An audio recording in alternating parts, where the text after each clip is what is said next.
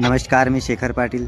काटोल नरखेड विधानसभा क्षेत्राचे नवीन आमदार चरणसिंगजी ठाकूर यांनी आज आपल्या कार्यकर्त्यांसोबत विजयी जल्लोष रॅली काढली.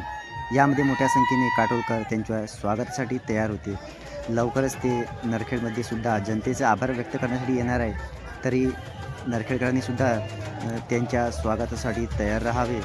भारतीय जनता पार्टीचे उमेदवार चरणसिंगजी ठाकूर यांना जवळपास 1,04,338 मते मिळाली आणि ते 38,816 मतांच्या लीडवर निवडून आले. त्यांच्या पाठोपाठ राष्ट्रीय काँग्रेस पार्टी शरदचंद्र पवार गटाचे उमेदवार सलील अनिल देशमुख यांना 65,522 मते मिळाली आणि जिचकार यांना 13,922 मते मिळाली.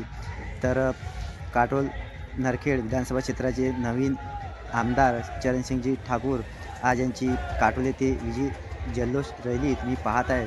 आणि आज वेगळीच एक दिवाळी काटोलकर त्यांच्या शहरामध्ये साजरी करत आहेत.